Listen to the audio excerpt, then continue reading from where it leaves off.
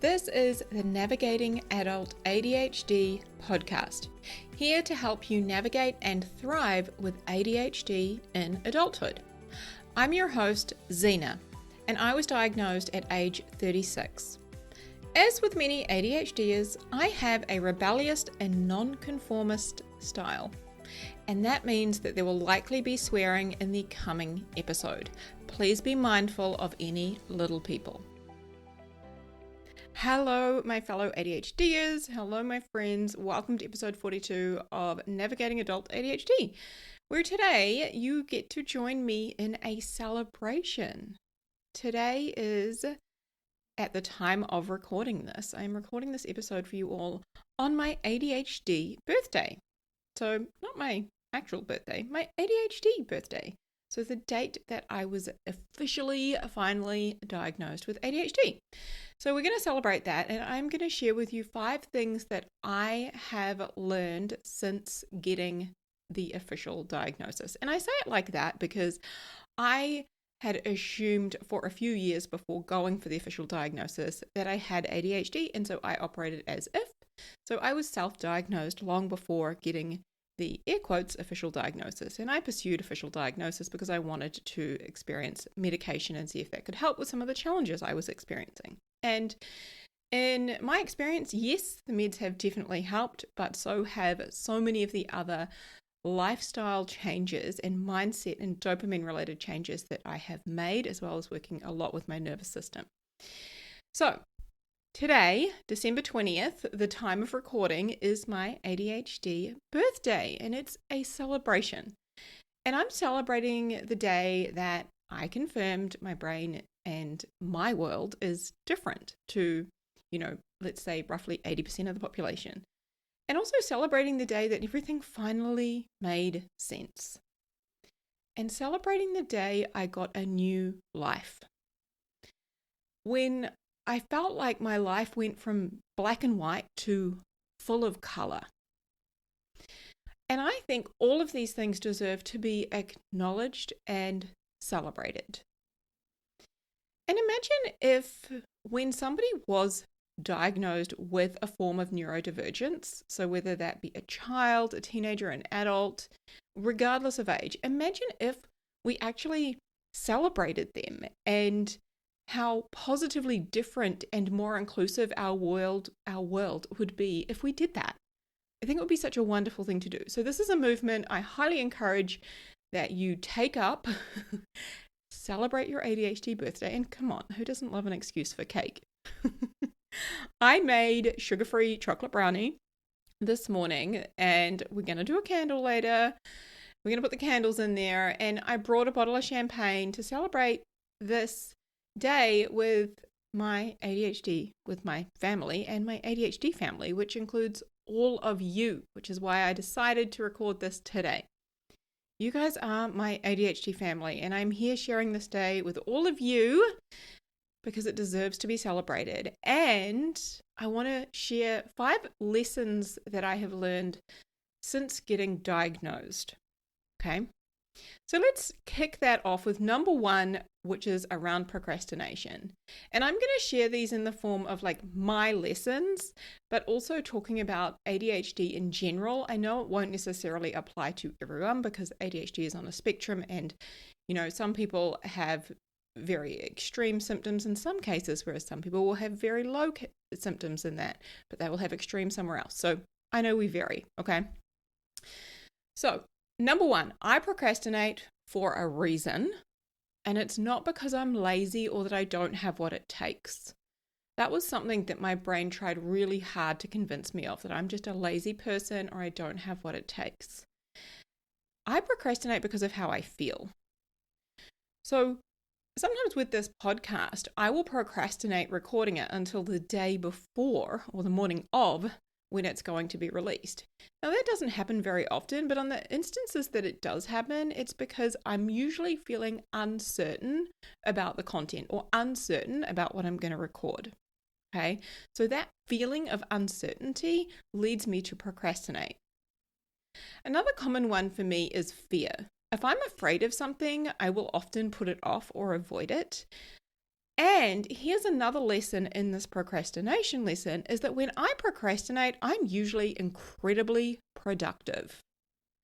Meaning that if I'm, say, avoiding recording this podcast for you all, I might be cleaning the entire house, like getting the cobwebs off the ceiling and, getting in the oven even and cleaning the oven. And that's going to come up a bit later, but, things like that.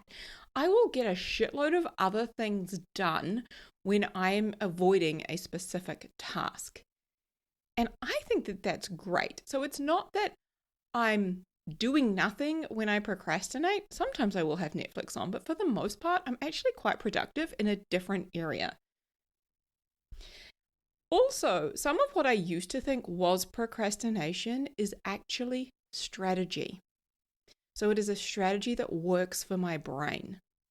Meaning that when I put something off to the last minute, so say, I'll give you an example of this. I had to give a talk a couple of months ago now, and I didn't go into my slideshow. Like I had a slideshow I'd used for the last one that I was going to use again, but I didn't go into that and update it and practice it until the day before.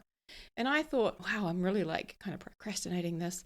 But then I realized that, you know what? The strategy of having urgency, having a deadline, and knowing that I need to go in and just update it and run through it a couple of times, that's actually a strategy that works for me.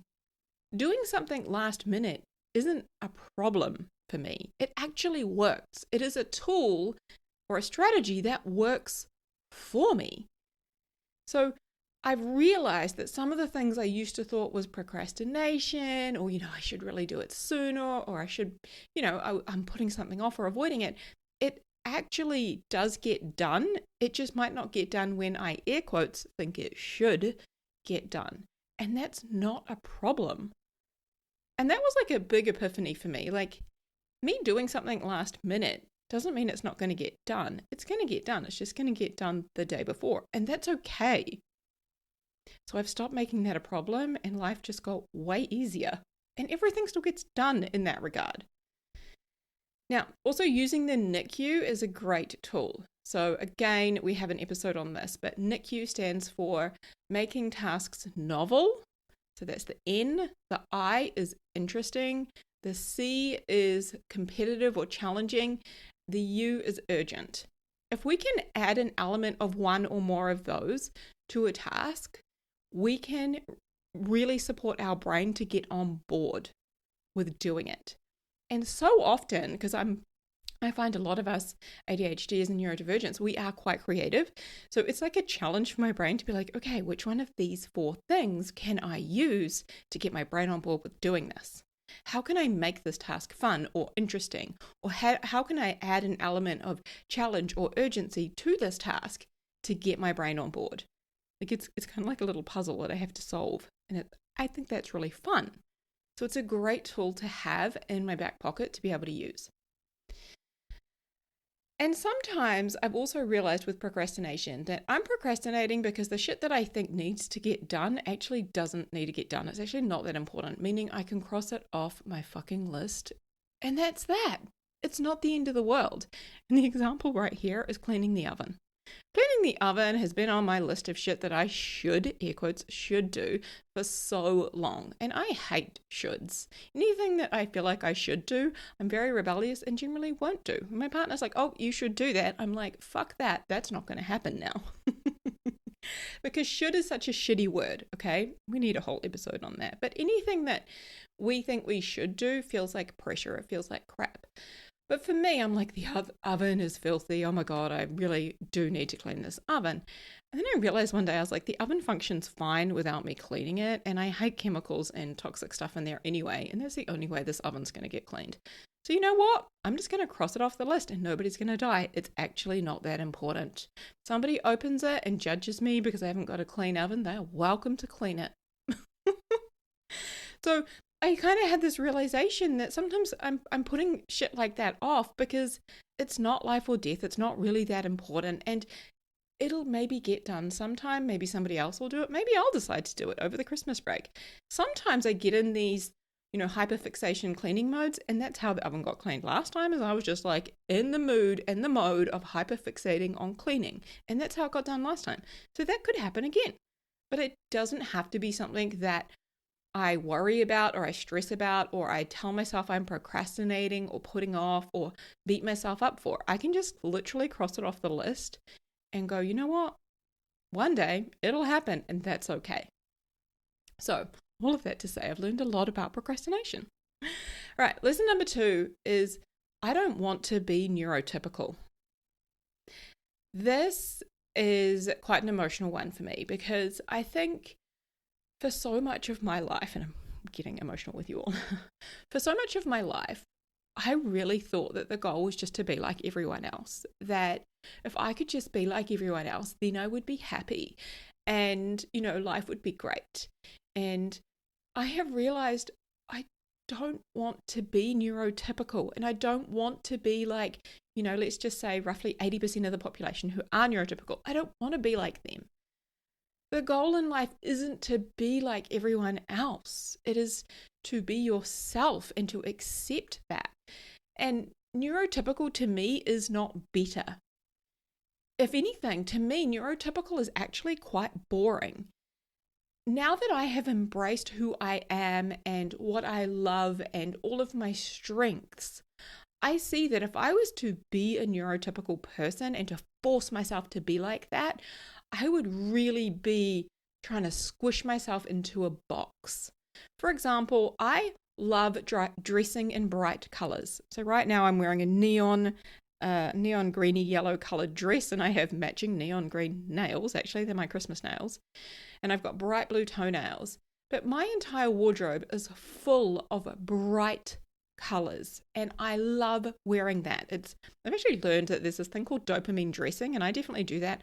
I dress myself, to get the dopamine pleasurable experience of wearing bright and enjoyable things.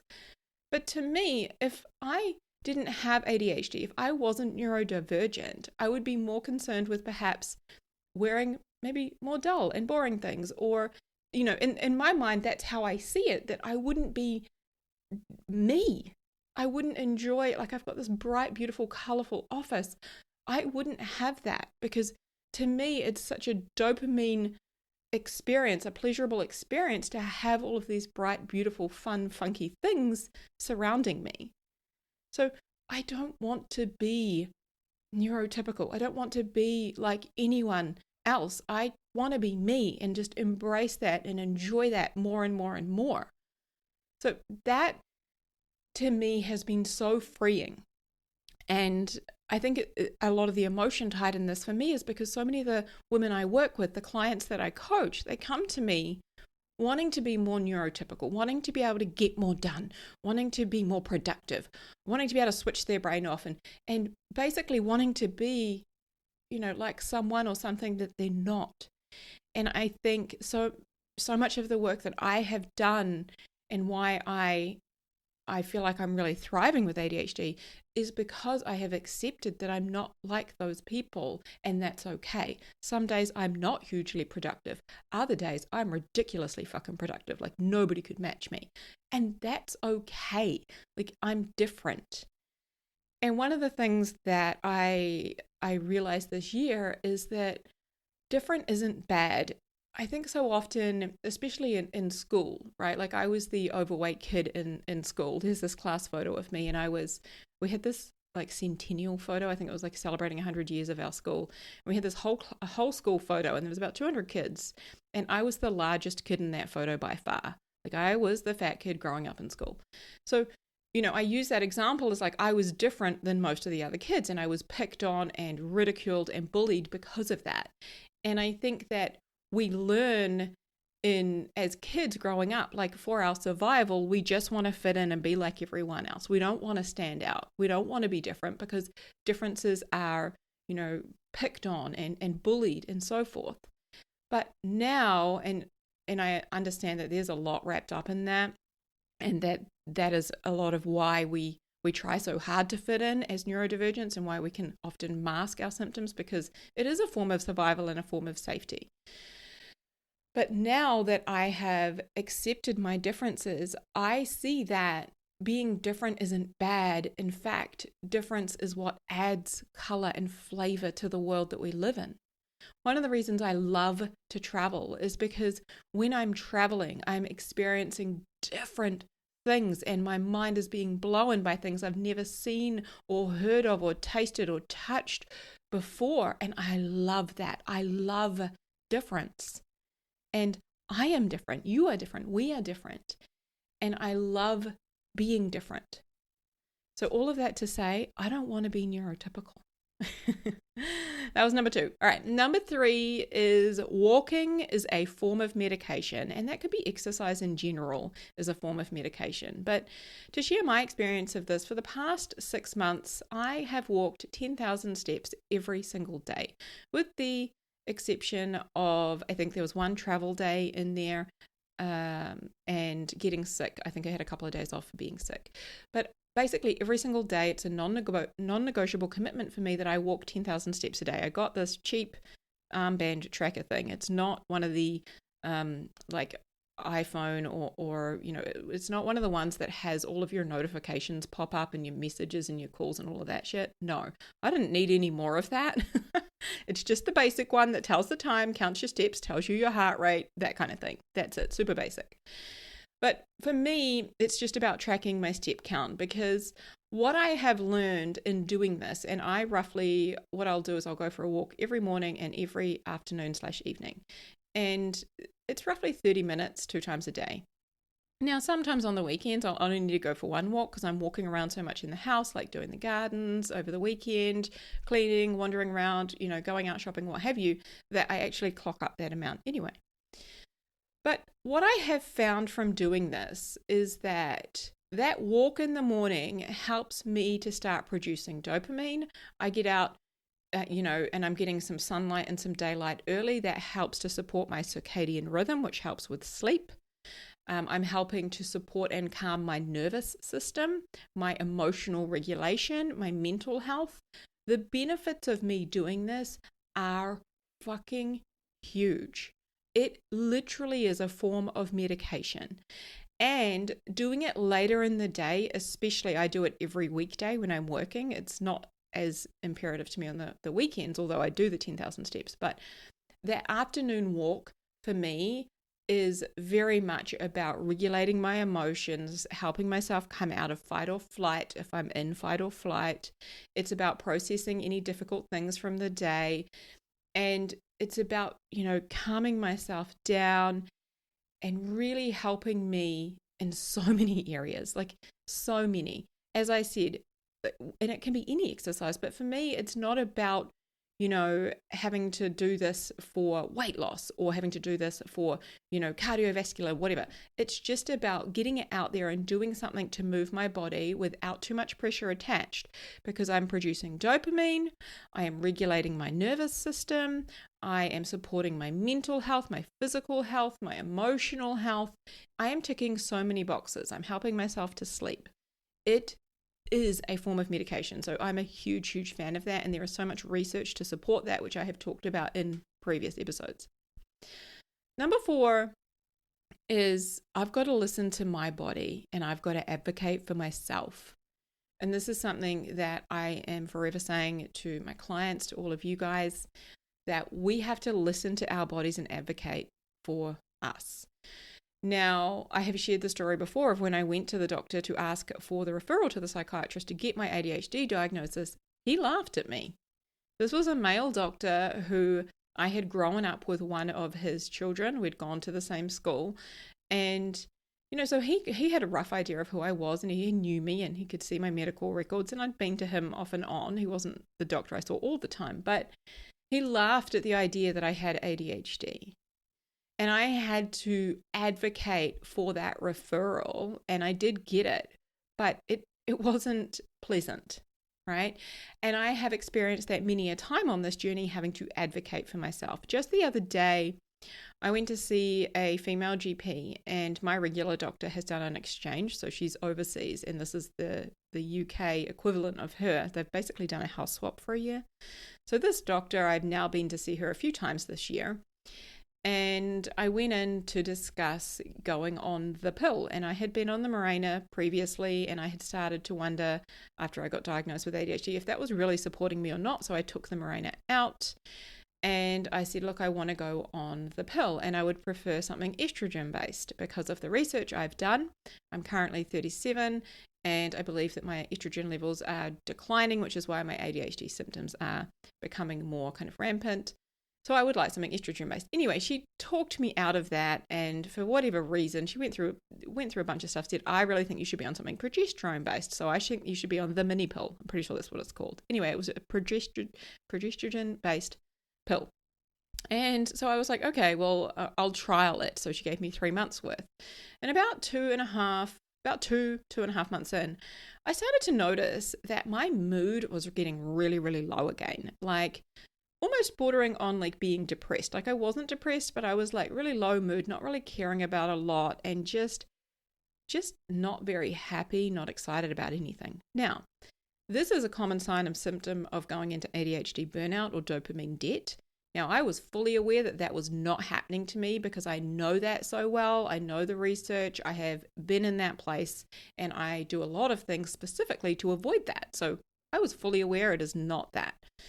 But if you think that that's something you could be experiencing, I definitely recommend checking out the Dopamine Debt and ADHD Burnout podcast episode that I have to have a look at that. But I knew it wasn't that. And I was like, this is not like me. Now, maybe this is, my hormones changing, and maybe this is just something in a mix with my ADHD. Like maybe this is something I'm just going to have to navigate for a while. But anyway, I was telling one of my closest friends about this, Becca. Becca has been on the podcast where we talked about self-compassion. That's Becca. So I was telling her about this, and she said, hey, I experienced something very similar recently when I started taking the pill. And she said, I stopped taking it, and within 48 hours, I noticed a complete change. I was like, what? The pill? Really? I was thinking maybe I need to change my ADHD medication, like maybe I need some supplements. Like I hadn't even considered that it could be the pill that I was taking. So I stopped taking it. And within a couple of days, probably 3, maybe 4 days, I had noticed a significant change in my mood. I feel back to myself again. That still means that I have the ups and downs of the monthly cycle, and they're kind of sporadic to be fair right now. But I feel like me. Without taking that pill, I am way better than I was. All of that to say that pill I was taking did not work for me. Even though the doctor recommended it and talked about women in my age group and research and ADHD and all the things, it did not work for me. So again, you've got to listen to your body. You've got to advocate for yourself. Just last week, I had a client tell me that she was taking the fish oil I recommend. I recommend omega-3 fish oils, but with a high EPA level. There is so much research behind why having a high EPA, 1,000 milligrams or more, can be very supportive of like brain function, brain health, and those of us with ADHD, and a bunch of other things as well. So anyway, she had been taking that, and she said, I just kind of was listening to my body, and I was like, I don't know if that's helping me. I'm experiencing, a few different weird symptoms. So I took it out of my diet, and she said within a couple of days, I felt so much better. So even when I recommend something, when your doctor recommends something, when your psychiatrist prescribes something, you've still got to listen to your body and trial it and find out what works for you, and advocate for yourself if you don't think it's working. Okay. And of course, you guys know I am not a medical doctor. I'm an ADHD expert and a mindset coach, but not a medical doctor. Okay. So please, do your own research, speak to your own professionals and medical professionals specifically around this. But again, listen to your body, advocate for you. All right. Final one, number 5. This is my favorite. Having my own back is the secret sauce. It really is. When I talk about having my own back, sometimes people are like, well, what does that even mean? If you were to think about how you back other people, how do you back your best friend? How do you back your partner? How do you have their backs? It's very much about like us loving and supporting them, encouraging them, believing in them, wanting the best for them, being their big cheerleader, like we would do anything for them, that kind of a relationship. That's how we, support and have the backs of other people in our lives. What having my own back is doing all of that for me. It's really about making sure that I don't get left off the to-do list. If anything, I'm put on the top of the list. Having my own back is, sometimes it is advocating for myself. It is saying, you know what, I don't have the capacity to do that today. Can we reschedule? Having my own back is about supporting myself, encouraging myself, believing in myself, and being really kind and considerate of myself, treating myself the way I treat others, with love and respect. It is treating myself that way. And I'll tell you what, this is something that I have been talking about for a number of years, and it is something that I would say it's like a practice. It's like I'm always learning about how I can have my own back and support myself more, and looking at the ways in which I may have fallen short and how I can, make different decisions next time. It's something I'm always learning and growing in. But it really is an absolute life changer. And I see this with the clients I work with too, when I, teach them this concept and we talk about, what it looks like and how they can apply this in their life, and how their life, how they may not be doing this at the moment, and what the benefits of doing that could be, and where they can start doing it, and how their life could be different if they were to really embody having their own backs. It is a literal game changer. Having your own back. I think it's going to be the next podcast episode, but hey, I've got ADHD. I could go off on a squirrel tangent and we could have a different one, but I'm definitely going to do an episode entirely on this because it is huge. All right, my friends, that is it. I'm off to celebrate my ADHD birthday today.